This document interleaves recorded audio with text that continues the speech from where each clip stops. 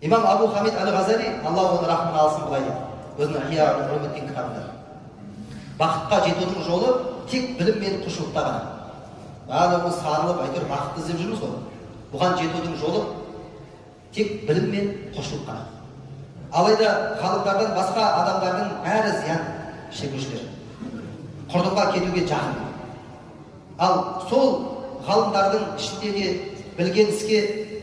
білгенін іске асырғандардан басқасы қауіпті.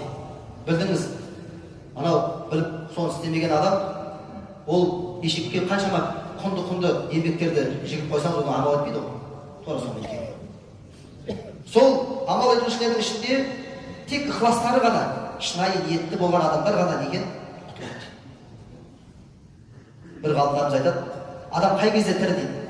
Адам білім алып жатқан кезде тірі болады дейді. Өйткені біз адам баласы іштен біліп келмейміз. Біз өмір бақи оқып келе жатырмыз, үйреніп келе жатырмыз. Өйткені біз сөйлеуді білмейтін. Құла салып сөйлеп кеттім ба бір? Оны үйрендік. Жүруді білмейтін едім, оны да үйрендік. Жүріп. Сол секілді үйренген кезде адам не істейді екен?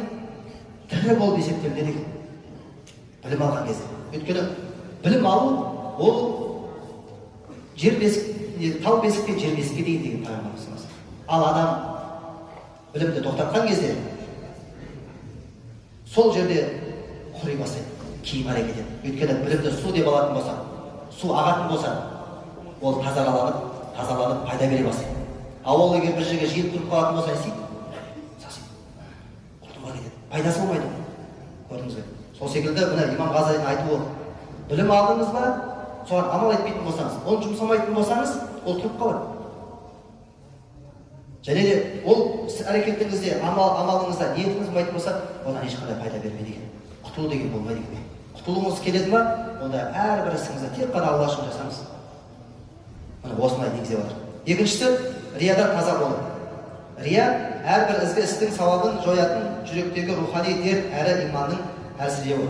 Алла Тағала жүрек. Бұл Фахриддин Ар-Рази айтады, аяттағы аманат сөзінің мағынасы тәклиф, яғни адамға жүктелген дін, құлшылық деп түсіндіреді. Бұл ал дінді сақтау. Бұл не? Бізге берілген аманат.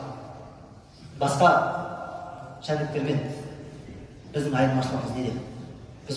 Біздің айырмашылығымыз ақ пен қараны ажырата білуде. Бізге сол, яғни ақ пен қараны ажырата білуде дегенде қандай десек, таңдау еркі барды дейді. Мысалы, мысық ит болуға ма? Еш уақытта бола алмайды. Ол мысық жаратылды, дүниеге келгеннен кейін ол қалай мысық болу керек? Ол ақпарат ода бар. Тауықтың да тура солай да, ақпарат бар. Бірақ бір таңғаларлығы қарасаңызшы. Егер сіз мысығыңызға етті бүйтіп беретін болсаңыз, ол сізден қысылмай, тыңтылмай десек, жейді. Алдыңызға тұрып жей береді. Өйткені ол біліп тұрды, адал екендігін, оған беріп тұрды. Ал егер ол бір нәрсені ұрлайтын болса, сізді көре сала қашады. Оның дүниесінде де не бар? Адалдық деген нәрсе барды ғой. Барған нәрсе, көрдіңіз бе? Қаншалықты ол заттың қаншалықты ауыр екендігін көрсетіп, біз мал екеш, малдың өзі бізге көрсетіп отырды ол нәрсені. Ұрлап жеудің өзінің қандай екендігін көрдіңіз бе? Адам ше? Адамда үлкен аманат бар ғой. Сол аманатымен ол биік болып тұр ғой. Ол білім, ғылым, ақ пен қараны ажырата білу, және де таңдау еркі бар ғой ода. Міне осы сынақ деп аталады бізге кісіге. Өкінішке орай, әрбір жерде адам жей беретін болса, біздің қоғамымызда не тартып қалады? Тастын ала берсең, тауда бір күні жоқ болады. Мен алдым екен, анау алды екен деп айта беретін болса, мысалы. Алып отырға, жеп отырға деп бізде жей беретін болса, әрқайсымыз. Не танытқымыз қалады? Тау болса да ол бір күн жоқ болады. Сол үшін әрбір адам, әрбір жер өз орнында не болу керек? Адал болу керек. Тырысу керек емес, болу керек. Ол мұсылман адамның шынайы бейнесі. Көрдіңіз бе? Және бесіншісі, Аллаға разы болу керек. Аллах Тағала бір-бірімізге қызметте болсын деп, біреуін көтеріп, біреуін төмен түсіріп қойған. Егер бір адам барлық нәрсе жасай алатын болса, барлық нәрсе ол қолынан келетін болса, онда басқа адамдар не керек қой? Мысалы айтып отырмыз, Алла бізге мұқтаж емес. Бірақ адамның күні адаммен біз бірімізге мұқтажбыз. Аллах Тағала мұқтаждықты жаратып қойған жер. Не үшін? Бір-бірімен қатынас болу үшін. Бір-бірімізден пайдалана алу үшін. Ал енді қараңыз, осы жерде. Неге біз адалдық деп жатырмыз? Өйткені сіз Аллах Тағалаға адалдық жасамасаңыз, Аллах Тағала мүлкі келмейді. Өзі біледі Аллах Тағала кешіре ме, кешірмей ме. Ал егер де адамға адалдық жасамайтын болсаңыз, ал пайғамбарымыз дейді, ең нағыз банкротқа ұшыраған адам кім дейді? Ертең күні ақыретте мол сауаппен келіп, әркімнің ақысын жеген адам дейді. Өйткені олар талап етіледі ғой.